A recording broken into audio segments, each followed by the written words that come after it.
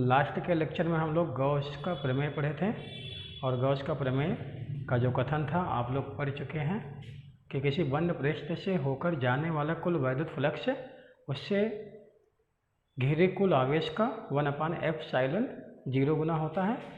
मतलब आपका जो फार्मूला आया था आ गया था φE बराबर Q/ε0। इसको हम लोग ऐसे भी लिख सकते हैं E vector dot dA vector equal Q/ε0। ठीक, तो हम लोग जो है देखिए इसका स्टेटमेंट पढ़ चुके हैं और कूलाम के नियम के आधार पर इसको हम लोग प्रूव भी कर चुके हैं। आज हम लोग इस पर आधारित कुछ न्यूमेरिकल देखेंगे और इस पर कुछ इम्पोर्टेंट बातें। तो चलिए ध्यान दीजिए, कुछ नोट पॉइंट हम लोग इस पर जान लेते हैं।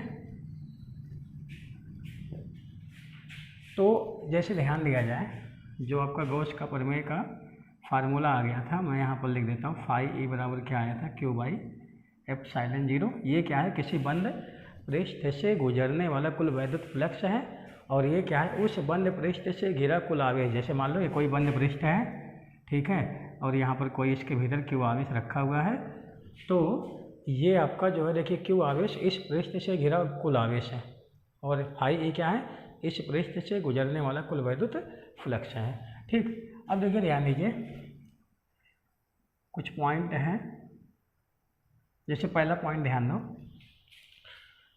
गॉसियन पृष्ठ से गुजरने वाला कुल विद्युत फ्लक्स, गॉसियन पृष्ठ से गुजरने वाला कुल विद्युत फ्लक्स इस बंद पृष्ठ की आकृति व आकार पर निर्भर नहीं करती है, आकृति व आकार पर निर्भर नहीं करती है।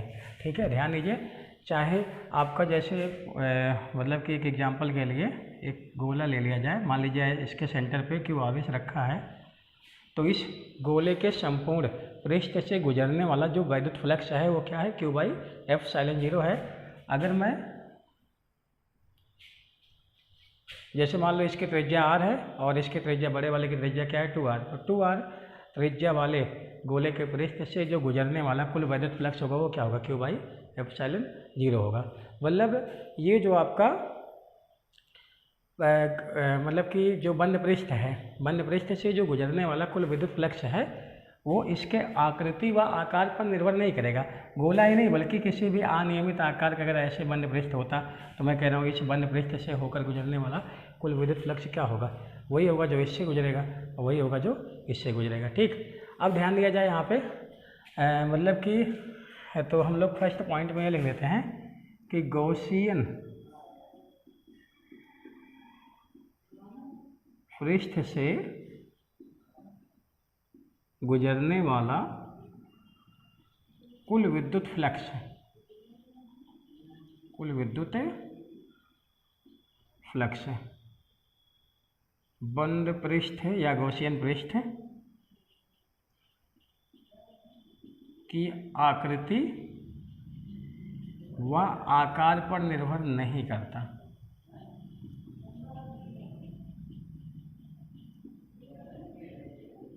नहीं करता है।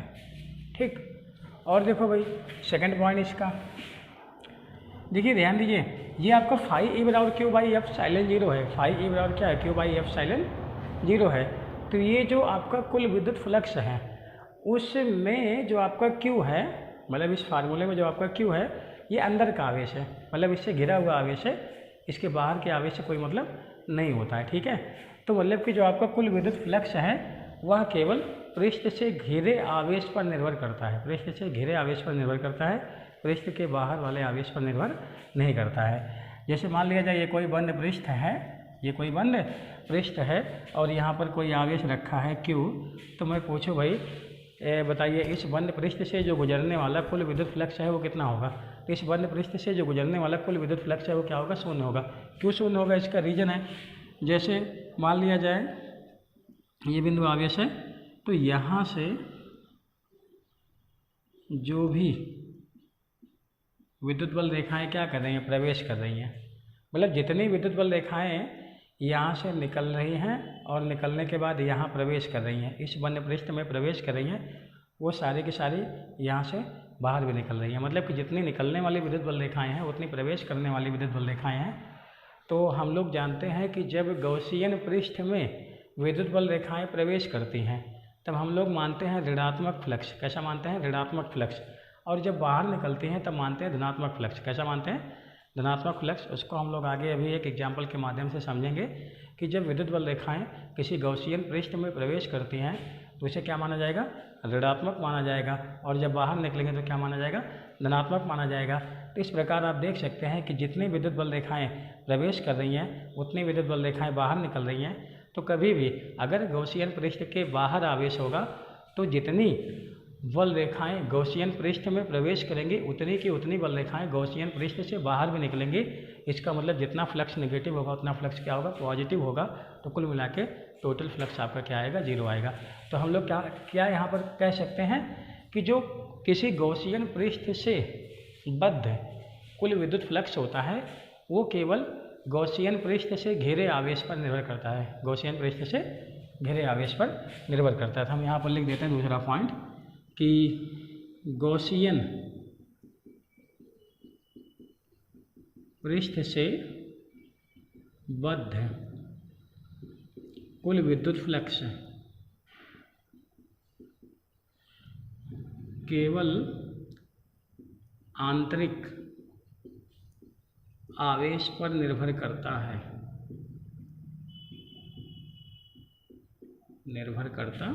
है।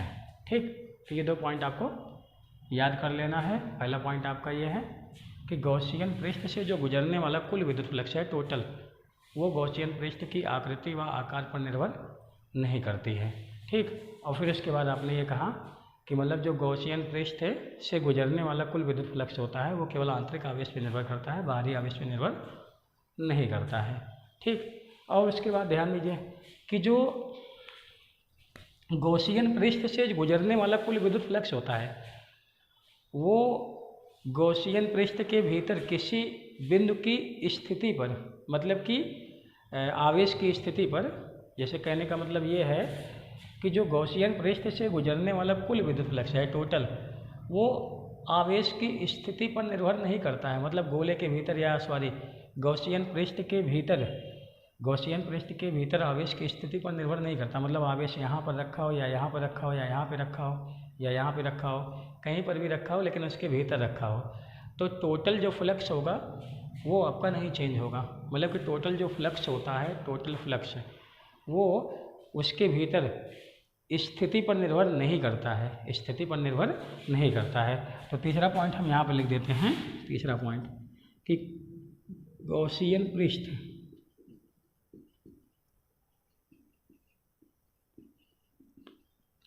से बद्ध कुल विद्युत फ्लक्स गॉसियन पृष्ठ के भीतर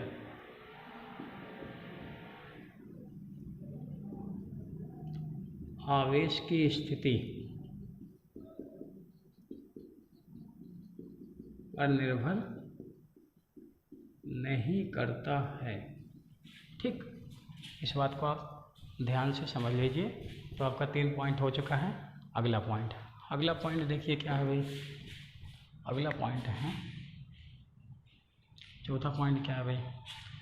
अब ध्यान दीजिए, जैसे हम लोग पढ़े हैं कि गॉस का प्रमेय E vector dot dA vector का जो बंद समाकलन होगा वो होगा Q/F/0। ठीक। Q/F/0 जो इस इक्वेशन में कैपिटल E है, कैपिटल E ये क्या है? नेट वैद्युत क्षेत्र है। ये है नेट वैद्युत क्षेत्र। नेट विद्युत क्षेत्र का मतलब क्या है कि ये जो आपका विद्युत क्षेत्र है केवल गॉसियन पृष्ठ के भीतर वाले आवेश की वजह से नहीं है, बल्कि बाहर और भीतर दोनों आवेश के कारण नेट वैद्युत क्षेत्र है। ठीक। इस बात को हमेशा ध्यान देना। कोई अगर पूछे कि E vector dot dA vector का जो बंद समाकल होता है बराबर Q/F/0 जो आप लोग का गॉस का प्रमेय होता है, उस इक्वेशन में जो E होता है वो बाहर वाले आवेश की वजह से वैद्युत क्षेत्र है कि भीतर वाले आवेश की वजह से वैद्युत क्षेत्र है। यह नेट वैद्युत क्षेत्र है, बाहर वाले आवेश और भीतर वाले आवेश दोनों की वजह से उत्पन्न नेट वैद्युत क्षेत्र है, तो आप कहोगे नेट वैद्युत क्षेत्र है। ठीक, इस बात को हमेशा ध्यान देना कि अर्थात इसको मैं लिख देता हूँ, यह बाहर तथा अंदर, बाहर तथा अंदर किसके, अरे भाई गॉसियन पृष्ठ के बाहर या अंदर स्थित सभी आवेशों के कारण नेट वैद्युत क्षेत्र। ठीक, हमेशा इस बात को ध्यान देना कि जो आपका A vector dot D A vector बराबर क्यू बाई एफ साइलन जीरो है, मतलब integration of A vector dot D A vector बराबर Q by F साइलन zero. E क्या है, ई आपका बाहर और अंदर वाले दोनों आवेश के कारण नेट वैद्युत क्षेत्र होता है। ठीक, बात समझ में आई कि नहीं आई? लेकिन हाँ, ये जो आपका आवेश है क्यू, ये जो आपका क्या है आवेश क्यू है, ये आपका अंदर मतलब कि आंतरिक आवेश है, मतलब कि गॉसियन पृष्ठ के भीतर जो आवेश है वो है नेट आवेश, आंतरिक नेट आवेश। ठीक, आंतरिक नेट आवेश। बात समझ में आ गई भाई? तो आपको हमेशा ध्यान रखना है। हाँ, अगला पॉइंट क्या है? अगला पॉइंट आपका ये है, अगर कहा जाए कि किसी गॉसियन पृष्ठ से जो गुजरने वाला कुल विद्युत फ्लक्स है शून्य है, किसी गॉसियन पृष्ठ से गुजरने वाला कुल विद्युत फ्लक्स क्या है, शून्य है, मतलब कि जो आपका ये है फाई ई बराबर क्या है, शून्य, मतलब E vector dot D A vector बराबर क्या है, शून्य है। ठीक, मतलब किसी बंद पृष्ठ से जो गुजरने वाला कुल विद्युत फ्लक्स है वो शून्य है। इसका मतलब ये हुआ कि गॉसियन पृष्ठ के भीतर प्रत्येक बिंदु पर जो विद्युत क्षेत्र है उसका मान क्या है, शून्य है। क्या ये सही है? मतलब अगर ऐसा कहीं लिखा है E vector dot D A vector का जो बंद समाकलन है वो शून्य है, इसका आशय यही है कि किसी गॉसियन पृष्ठ से जो गुजरने वाला कुल विद्युत फ्लक्स है वो शून्य है। इसका मतलब ये है कि मतलब प्रत्येक बिंदु पर जो ई है वो शून्य है, प्रत्येक बिंदु पर जो कैपिटल ई का वैल्यू है वो क्या है, शून्य है। ये सत्य है कि असत्य है? तो ये क्या होगा, असत्य। ठीक है, ऐसा आवश्यक नहीं है, ऐसा आवश्यक नहीं है। हो सकता है प्रत्येक बिंदु पर ई वेक्टर और डी ए वेक्टर के बीच का एंगल क्या हो, 90 हो, 90 डिग्री हो, एक दूसरे के लंबवत हो। मतलब प्रत्येक बिंदु पर जो एरिया वेक्टर है और इलेक्ट्रिक फील्ड है दोनों एक दूसरे के लंबवत हैं, दोनों एक दूसरे के क्या हैं, लंबवत हैं। ठीक है, तब भी तो जो है आपका जो नेट वैद्युत फ्लक्स होगा वो क्या होगा, शून्य होगा। नेट विद्युत फ्लक्स क्या होगा, शून्य होगा। तो इस बात को हमेशा ध्यान में रखना। या फिर जो अभी मैंने केस बताया था कि अगर आवेश कहाँ होगा, गॉसियन पृष्ठ के बाहर होगा, गॉसियन पृष्ठ के कहाँ होगा, बाहर होगा, तो मतलब कि जो टोटल विद्युत फ्लक्स आया था वो क्या आया था, शून्य आया था। तो इसका मतलब ये हुआ कि वक्र जो आपका गॉसियन पृष्ठ है उसके हर एक पॉइंट पर विद्युत क्षेत्र थोड़े शून्य था। तो क्या शून्य था, टोटल विद्युत फ्लक्स है। तो टोटल विद्युत फ्लक्स शून्य होने का ये कदापि मतलब नहीं होता है कि हर एक पॉइंट पर विद्युत क्षेत्र शून्य होता है, बल्कि मतलब कि और भी रीजन हो सकते हैं विद्युत फ्लक्स शून्य होने के। ठीक है, तो इस चीज़ को कभी आप लोग सत्य मत करिएगा कि अगर आपका नेट फ्लक्स शून्य है तो प्रत्येक बिंदु पर विद्युत क्षेत्र आपका क्या होगा, शून्य होगा। ऐसा कोई आवश्यक नहीं है, हो भी सकता है और नहीं भी हो सकता है। ठीक, लेकिन हाँ, अगर मैं कहूँ कि प्रत्येक बिंदु पर आपका ई बराबर शून्य है तो कन्फर्म है फाई ई क्या होगा, शून्य होगा। अगर कोई आपका गॉसियन पृष्ठ है उसके प्रत्येक बिंदु पर विद्युत क्षेत्र का मान क्या है, शून्य है, तब आपका कन्फर्म है कि मतलब कि टोटल जो फ्लक्स होगा वो क्या होगा, शून्य होगा। ठीक है, तो ये आपका स्टेटमेंट क्या है, सत्य है। ठीक, इस बात को आपको एकदम नोट कर लेना है और ढंग से आपको याद कर लेना है, जिससे कि आपका सवाल आसानी से आप कर सके। अगला पॉइंट क्या है, ध्यान दें। जैसे मान लो देखो ये कोई गॉसियन पृष्ठ है, ये क्या है, कोई गॉसियन पृष्ठ है। और मान लो कि ये विद्युत बल रेखा आपका यहाँ प्रवेश कर रहा है, तो यहाँ पर मैंने एक छोटा सा एरिया लिया, छोटा सा एरिया वेक्टर ले लिया डी ए, और मान लो डी ए का दिशा ये है, ये हो गया डी ए का दिशा।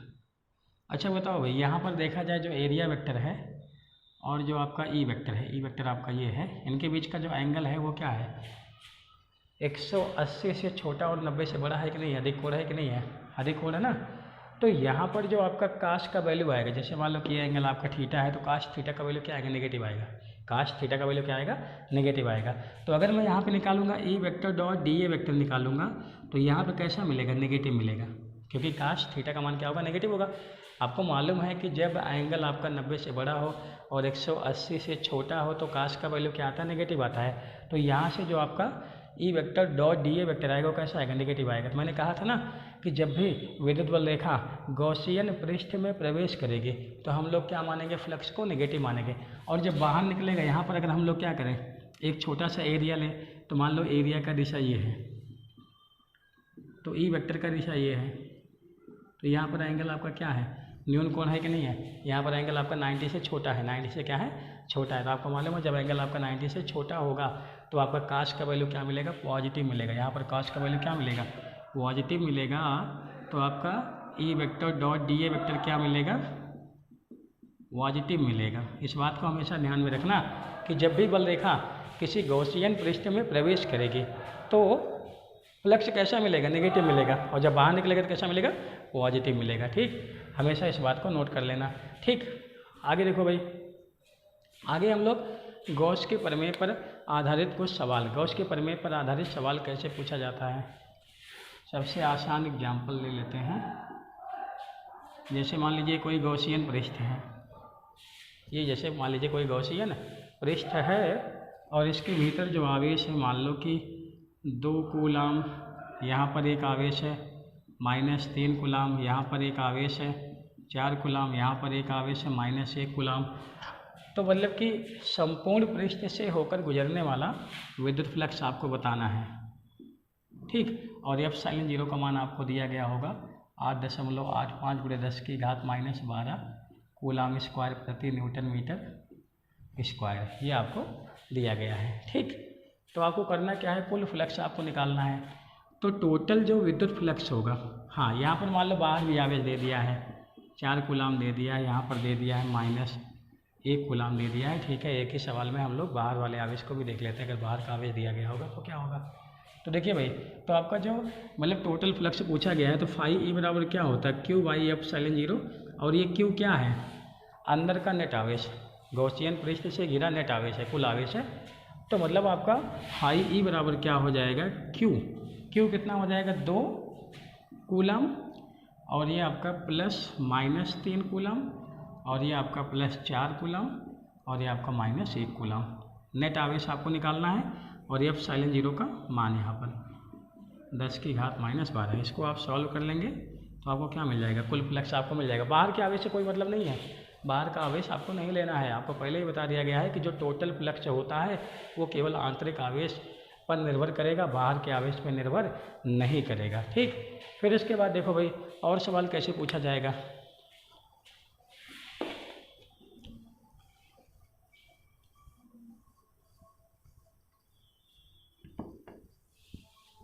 और देखो सवाल कैसे पूछा जाएगा।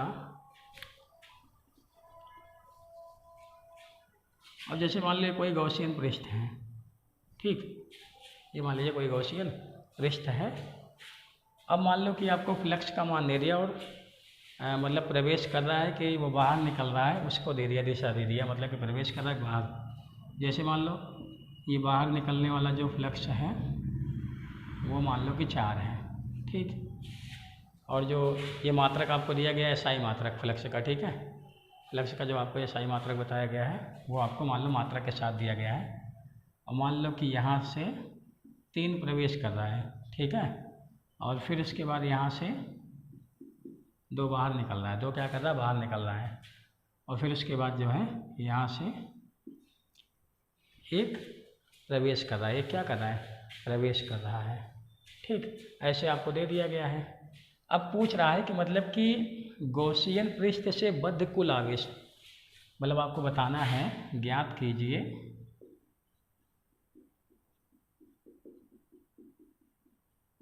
गॉसियन पृष्ठ से बद्ध कुल आवेश, नेट आवेश या कुल आवेश, ठीक। तो हम लोग फार्मूला पढ़े हैं गॉस का प्रमेय, फाई ई बराबर क्या होता है, Q/F∈0 एप्सिलॉन जीरो होता है। फाई ई बराबर क्या होता है, क्यू बाई एप्सिलॉन जीरो होता है। तो यहाँ पर आपको क्या करना है, फाई ई का वैल्यू रख देना है। फाई ई का वैल्यू कैसे रखेंगे, चिन्ह सहित। अभी भी मैंने बताया था कि जब विद्युत बल रेखाएं प्रवेश करेंगे तो नेगेटिव होगा फ्लक्स। तो ये 3 कैसा है, नेगेटिव है, और ये 1 कैसा है, नेगेटिव है। तो आपका ये नेगेटिव होगा, ये नेगेटिव होगा। और देखो ये बाहर निकल रहा है तो कैसा होगा, पॉजिटिव होगा, और ये बाहर निकल रहा है तो कैसा होगा, पॉजिटिव होगा। तो ये और ये कैसा है, पॉजिटिव है। तो 4 और 2 क्या हो जाएंगे, जुड़ जाएंगे। तो आपका जो फाई ई आएगा 4 आएगा प्लस 2 आएगा, और ये हो जाएगा -3 -1। तो बराबर क्या हो जाएगा, क्यू बाई एप्सिलॉन जीरो 8.85 × 10⁻12। अब इसको आप सॉल्व कर लेंगे तो आवेश का मान आ जाएगा, आवेश का मान आ जाएगा। ठीक, इस प्रकार के सवाल पूछे जाते हैं। अच्छा, मान लो अगला सवाल इस टाइप से पूछा जाए कि एक गॉसियन पृष्ठ है, एक गॉसियन पृष्ठ है या गोला दे दे, कुछ भी, कुल मिला के बंद आकृति आपको दे दे, और उसके भीतर n डायपोल रखे हुए हैं। कितने डायपोल, n। अरे n डायपोल देगा या 1 डायपोल, 2 डायपोल, 3 डायपोल, कुछ भी देगा। ठीक है, मतलब कुल मिला करके मैंने एग्जाम्पल के तौर पे क्या ले लिया, n डायपोल। ठीक है, तो मतलब अगर n डायपोल रखा होगा तो उस बंद पृष्ठ से जो गुजरने वाला कुल विद्युत फ्लक्स है वो क्या होगा, शून्य। क्या होगा, शून्य। क्योंकि आपको मालूम है डायपोल पे टोटल आवेश कितना होता है, शून्य होता है।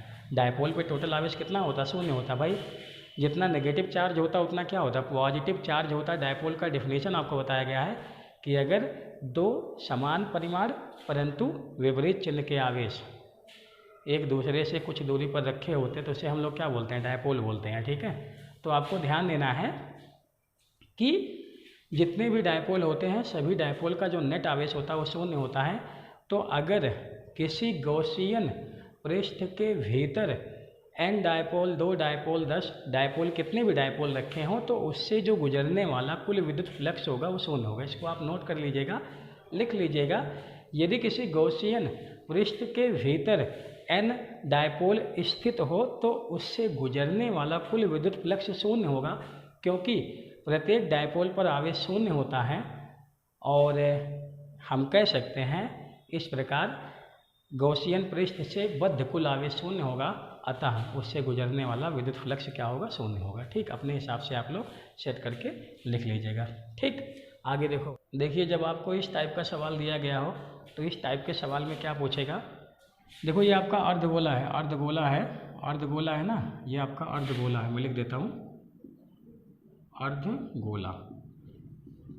और ये अर्धगोले के सेंटर पर आपका आवेश क्यों है, तो कह रहा है कि इस वक्र पृष्ठ से होकर गुजरने वाला कुल विद्युत फ्लक्स संलग्न चित्र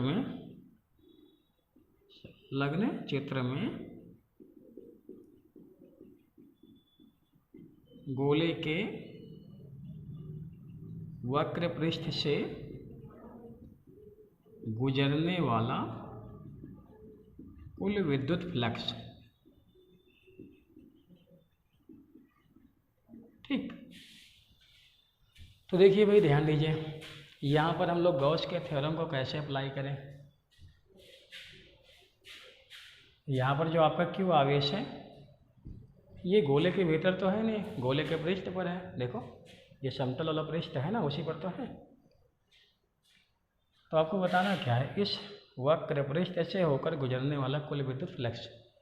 तो अगर हम लोग इमेजिन करें, मतलब इसको पूरा गोला मान लें, पूरा गोला। ठीक, इसको क्या मान लें, पूरा गोला मान लें।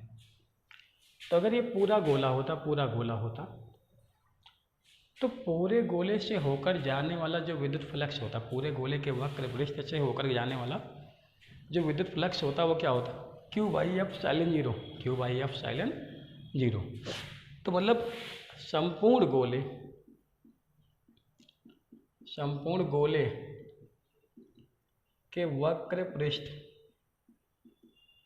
से होकर जाने वाला विद्युत फ्लक्स क्या हो जाएगा, फाई ई बराबर क्या हो जाएगा, क्यू बाई एफ साइलन जीरो।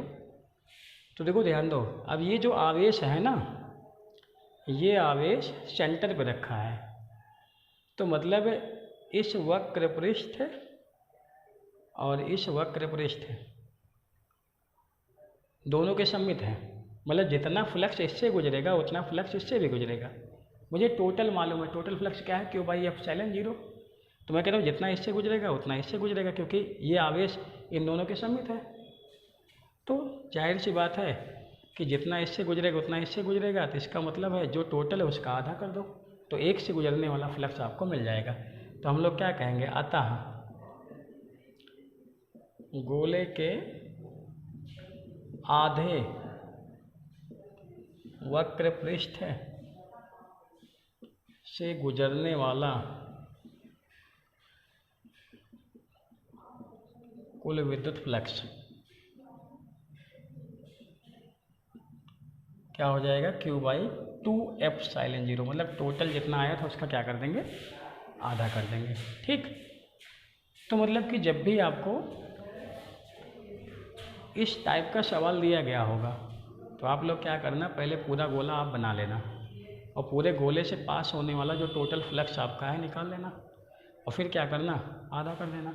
ठीक, और देखो इस टाइप का भी सवाल आपसे एग्जाम में पूछा जा सकता है। जो देखिए भाई, तो ये सवाल क्या कह रहा है, मतलब आपका ये वर्गाकार एक सतह है, वर्गाकार, ये वर्गाकार आपको सतह दिखाई दे रहा है और ये इसका सेंटर है, सेंटर से ऊपर a/2 दूरी पर, सेंटर से ऊपर a/2 दूरी पर एक आवेश क्यों रखा हुआ है। तो इससे गुजरने वाला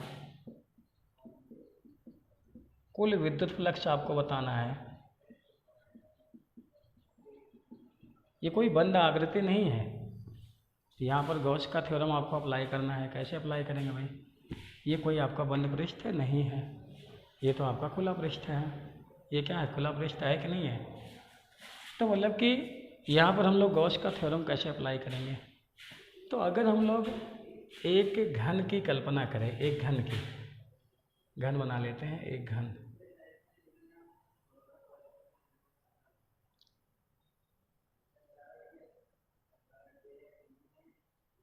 चलो ये घन बना लिया।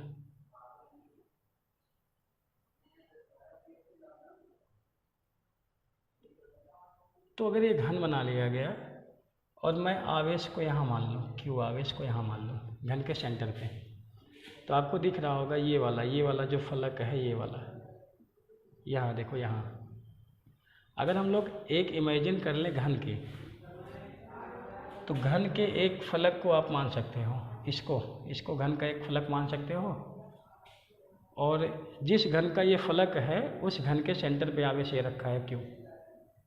और आपको मालूम है घन में कितने फलक होते हैं, 6 फलक। कितने फलक होते हैं, 6 फलक, और 6 के 6 फलक के सम्मित है आवेश क्यों, मतलब प्रत्येक फलक से गुजरने वाला फ्लक्स क्या होगा, बराबर होगा। तो हम टोटल फ्लक्स निकाल लेंगे, तो जो टोटल फ्लक्स होगा वो 6 फलक से गुजरने वाला होगा, मतलब 6 के 6 सतह से गुजरने वाला फ्लक्स होगा। और फिर क्या करेंगे, जब भाई 6 से इतना गुजरेगा तो 1 से इतना गुजरेगा, बहुत सिंपल है। तो यहाँ से जो गुजरने वाला कुल विद्युत फ्लक्स है, कुल, तो कुल विद्युत फ्लक्स क्या होगा भाई, गॉस के प्रमेय के अनुसार Q बाई एप्सिलॉन जीरो होगा ना। तो एक फलक से गुजरने वाला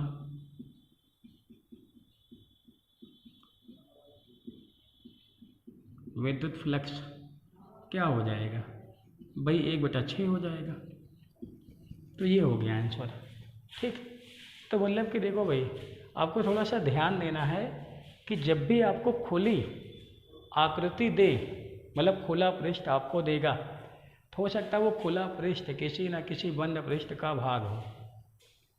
तो आपको इतना सोचना है कि ये किसका भाग हो सकता है, और फिर उस पूरे पृष्ठ को बनाओ और फिर टोटल निकाल लो। टोटल निकालने के बाद जो भी पार्ट आपको दिया गया हो उतने से क्या करो, आप लोग भाग दे दो। ठीक है, कि ये आपका कौन सा पार्ट है, मतलब कि 1/4 वाला कि 1/6 वाला कौन सा है। ठीक है, उसी हिसाब से आप लोग टोटल फ्लक्स निकाल लोगे। ठीक, और देखो भाई, हाँ, इसमें एक टाइप का सवाल और बनता है, कभी कभी आपसे ऐसे भी पूछ लेता है कि एक घन है घन के केंद्र पर इतना आवेश रखा हुआ है यहाँ पर, ठीक, घन के केंद्र पर इतना आवेश रखा हुआ है, तो एक फ्लक्स से होकर जाने वाला टोटल फ्लक्स आपका आसानी से निकाल सकते हो, Q by F silent zero. अगर एक फ्लक्स से पूछेगा तो ये ठीक है, मतलब एक फ्लक्स से पूछेगा, लेकिन हाँ आवेश कहाँ रखा होना चाहिए, घन के सेंटर पे रखा होना चाहिए। चलिए भैया अगला न्यूमेरिकल देखते हैं हम लोग। अगला न्यूमेरिकल है, जैसे मान लो कोई घन है,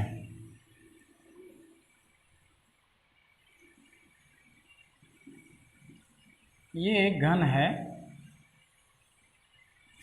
और घन के कोने पर यहाँ पर एक आवेश क्यों रखा है, ठीक, ध्यान देना भाई, ये आपका एक घन है और घन के कोने पर एक आवेश क्यों रखा है। अब अगर पूछा जाए घन के किसी एक फ्लक्स से निकलने वाला विद्युत फ्लक्स, घन के किसी एक फ्लक्स से निकलने वाला विद्युत फ्लक्स, जैसे मान लो आपका ये वाला फ्लक्स आपको दे दिया है और कह रहा है इससे गुजरने वाला विद्युत फ्लक्स आपको निकालना है, ठीक। तो कैसे निकालेंगे भाई, हम लोग यहाँ पर गॉस का थ्योरम कैसे अप्लाई करेंगे।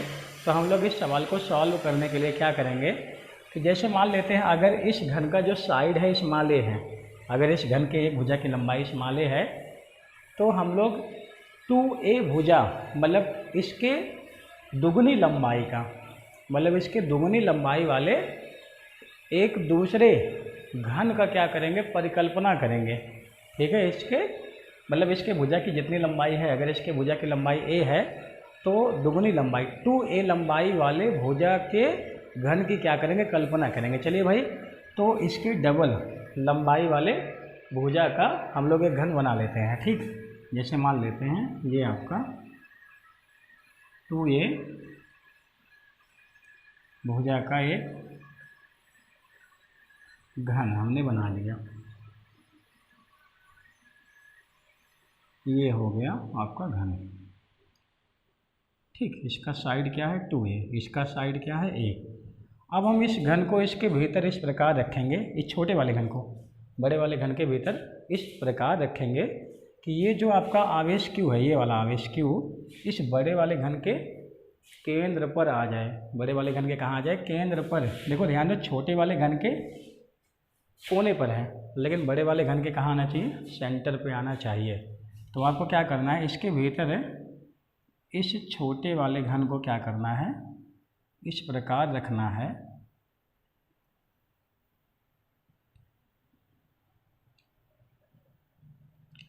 चलिए भाई, हमने छोटे वाले घन को इसमें इस प्रकार सेट कर दिया कि ये वाला जो आवेश क्यू है बड़े वाले घन के सेंटर पे आ गया, बड़े वाले घन के कहाँ आ गया, सेंटर पे आ गया, ठीक। अब बताओ भाई, हमको मालूम है कि अब ये आपका जो आवेश क्यू है बड़े वाले घन के सेंटर पे है, बड़े वाले घन के कहाँ है, सेंटर पे है। तो इस पूरे बड़े वाले घन के मतलब घन वाले मतलब जो आपका बड़ा वाला घन है, बड़े वाले घन के पूरे एरिया से, बड़े वाले घन के पूरे एरिया से जो पास होने वाला कुल विद्युत फ्लक्स होगा वो क्या होगा, टोटल फ्लक्स क्या होगा, टोटल फ्लक्स आपका जो टोटल फ्लक्स होगा वो होगा Q by F silent zero. मतलब ये पूरे एरिया से पास होने वाला क्या है, इलेक्ट्रिक फ्लक्स है, मतलब पूरे एरिया से बड़े वाले घन के, ध्यान देना इस बात को। अच्छा बताओ भाई, ये आपका जो Q आवेश है बड़े वाले घन के सेंटर पे है, तो मतलब प्रत्येक फ्लक्स से पास होने वाला जो विद्युत फ्लक्स होगा क्या होगा, बराबर होगा, क्योंकि प्रत्येक फ्लक्स के सममित हैं। तो बताओ भाई, प्रत्येक फ्लक्स से जो पास होने वाला विद्युत फ्लक्स होगा वो क्या होगा, समान होगा। तो अगर 6 फ्लक्स से गुजरने वाला विद्युत फ्लक्स आपका ये है, तो किसी एक सरफेस से मतलब किसी एक, अगर हम लोग फ्लक्स की बात करें, जैसे मान लेते हैं ये वाले, इसकी बात करते हैं, इसकी बात करते हैं, इससे जो पास होने वाला विद्युत फ्लक्स होगा क्या होगा, इसका 1/6 होगा, इसका 1 क्या होगा, 6 होगा, क्योंकि 6 का 6 सतह है और टोटल से इतना गुजर रहा है, एक से कितना गुजरेगा, इतना है, Q/6 एफ साइलेंट जीरो, किसी एक फ्लक्स से। बड़े वाले घन की मैं बात कर रहा हूँ, अभी छोटे वाले घन के बात बिल्कुल मैं नहीं कर रहा हूँ, ठीक है। तो बड़े वाले घन के एक फ्लक्स से गुजरने वाला विद्युत फ्लक्स आपका मिल गया Q/6 एफ साइलेंट जीरो। अब मुझे निकालना क्या है, एक फ्लक्स से निकलने वाला विद्युत फ्लक्स, वो भी छोटे वाले घन के एक फ्लक्स से निकलने वाला विद्युत फ्लक्स। अब अगर देखा जाए बड़े वाले के एक फलक में छोटे वाले का 4 फलक शामिल हो जाएगा। अरे भाई इस बड़े वाले का जो एक फलक है, इस फलक में मतलब किसी एक फलक में छोटे वाले का 4 फलक क्या होगा, शामिल होगा। क्योंकि आप देख लो इस छोटे वाले का जो एरिया है इस बड़े वाले एरिया का 1/4 है, या बड़े वाले का एरिया छोटे वाले एरिया का क्या है 4 गुना। अरे भाई इसका एरिया निकालोगे, इसका भुजा क्या है ए है, इसका एरिया क्या होगा a² हो जाएगा, और इसका एरिया क्या होगा, इसका भुजा 2a है। तो जब इसका एरिया निकालोगे 2a × 2a तो आपका हो जाएगा 4a²। इसका एरिया क्या है a² है और इसका एरिया क्या है 4a² है। तो बताओ इसका एरिया इसके एरिया का 1/4 है कि नहीं है। तो मतलब कहने का ये है कि मतलब किसी एक फलक से जो गुजरने वाला फ्लक्स है, विद्युत फ्लक्स बड़े वाले के Q/6ε0 है। तो हम कह रहे हैं इस छोटे वाले के एक फलक से गुजरने वाला जो विद्युत फ्लक्स होगा इसका 1/4 होगा। इसका क्या होगा 1/4 होगा। तो एक छोटे वाले से जो गुजरने वाला आपका विद्युत फ्लक्स होगा इसका 1/4 होगा। तो हम लोग 4 से भाग दे देंगे तो आपका हो जाएगा Q/24ε0। ठीक, तो ये हो गया छोटे वाले घन के एक फलक से पास होने वाला विद्युत फ्लक्स Q/24ε0। हमेशा ध्यान रखना कि जब घन के कॉर्नर पर मतलब कोने पर कोई एक आवेश रखा होगा तो इस फलक से गुजरने वाला या इस फलक से गुजरने वाला जो विद्युत फ्लक्स होगा वो क्या होगा Q/24ε0। हाँ अच्छा, अगर इससे पूछा जाए तो 0 होगा भाई, इससे कोई फ्लक्स गुजरेगा नहीं। पहले ही बताया जा चुका है अगर कोई वर्गाकार सतह है उसके एक कोने पर आवेश रखा हो तो उस एरिया से कितना विद्युत फ्लक्स गुजरेगा। इसको पिछले लेक्चर में आप लोग देखेंगे तो आपको मिल जाएगा। जब हम लोग पढ़े थे विद्युत फ्लक्स तो उसमें जो है हम लोग ये सवाल कर चुके हैं। देखो इस सतह के कोने पर है और इस सतह के भी कोने पर आवेश है, और आपका जो है देखिए ये सतह हो गया और ऊपर वाला सतह हो गया। तो इन दोनों देखो इस सतह के और इस सतह के कोने पर आवेश है कि नहीं है, बिल्कुल है। और जो ये सामने वाला है फ्रंट वाला ये वाला, ठीक है, मतलब कि ये जो साइड वाला है और ये जो देखिए ऊपर वाला है और ये जो आपका सामने वाला है, इन तीनों सतह के कोने पर आवेश रखा है। तो इन तीनों कोनों मतलब इन तीनों सतहों से गुजरने वाला विद्युत फ्लक्स क्या होगा, शून्य होगा। इससे गुजरेगा और नीचे वाले से गुजरेगा और पीछे वाले से गुजरेगा। तो कितना गुजरेगा, इतना Q/24ε0। ठीक, और देखो भाई और बोर्ड में मान लेते हैं एक बेलन है, ये हो गया एक बेलन, ठीक, और बेलन के केंद्र पर एक आवेश Q रखा है। ये बेलन के केंद्र पर रखा हुआ है आवेश Q, और कह रहा बेलन का ये जो समतल वाला पृष्ठ है इससे गुजरने वाला जो विद्युत फ्लक्स है फाई है। तो वक्र पृष्ठ से गुजरने वाला फ्लक्स क्या होगा, ठीक है, फाई डैश में मान लेता हूँ ये क्या होगा। ठीक, मतलब आपको दिया गया है ये एक बेलन है और बेलन के सेंटर पर एक आवेश Q रखा है। इस वाले सतह से गुजरने वाला जो विद्युत फ्लक्स है वो फाई है। ये आपका समतल सतह है। तो ये जो वक्र वाला सतह है इससे गुजरने वाला विद्युत फ्लक्स क्या होगा, फाई डैश मैंने मान लिया। तो बताओ भाई बेलन आपका कैसा पृष्ठ है, बंद पृष्ठ है। तो बंद पृष्ठ से जो होकर गुजरने वाला टोटल विद्युत फ्लक्स आपका होता है वो होता है Q/ε0। गॉस का प्रमेय यही कहता है कि किसी भी बंद पृष्ठ से गुजरने वाला जो कुल विद्युत फ्लक्स होता है वो उससे घिरे कुल आवेश का 1/ε0 गुना होता है। टोटल विद्युत फ्लक्स क्या होगा, Q/ε0 होगा। अच्छा बताओ ये जो आवेश Q है ये केंद्र पे रखा हुआ है, तो आपको मालूम है इसके और इसके सममित है कि नहीं है, इन दोनों फलक के सममित हैं। तो जितना फ्लक्स इससे गुजरेगा उतना फ्लक्स इससे गुजरेगा। तो अगर इससे गुजरने वाला फ्लक्स क्या है, फाई है, तो इससे गुजरने वाला फ्लक्स क्या हो जाएगा, फाई हो जाएगा। तो हम कहेंगे टोटल विद्युत फ्लक्स होगा क्या, इससे गुजरने वाला विद्युत फ्लक्स, इससे गुजरने वाला विद्युत फ्लक्स और इससे जो सतह आपका है वक्र वाला, तीनों से गुजरने वाला जो विद्युत फ्लक्स होगा तीनों को हम लोग क्या करेंगे, चिन्ह के साथ जोड़ेंगे। तो आपका हो जाएगा फाई प्लस फाई, इससे गुजरने वाला प्लस इससे गुजरने वाला प्लस इससे गुजरने वाला, ये तीनों मिला के टोटल हो जाएगा। और ये कितना होगा, Q/ε0 हो जाएगा। तो आपका फाई क्या हो जाएगा, 2 हो जाएगा।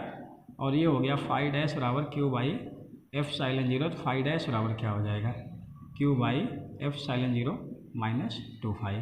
तो ये आपका क्या हो गया, वक्र पृष्ठ से गुजरने वाला विद्युत फ्लक्स। ठीक, तो इसी प्रकार के गॉस के प्रमेय पर आधारित सवाल आते हैं और आप लोग कुछ सवाल जो आपके पास बुक हो उससे लगाइए और फिर उसके बाद लास्ट में हम लोग चैप्टर के कुछ सवाल और करेंगे एक साथ। तो आज यहीं तक, इसके बाद का जो लेक्चर हमारा रहेगा उसमें हम लोग पढ़ेंगे गॉस के प्रमेय का अनुप्रयोग, इसका एप्लीकेशन हम लोग पढ़ेंगे। ठीक, आज यहीं तक।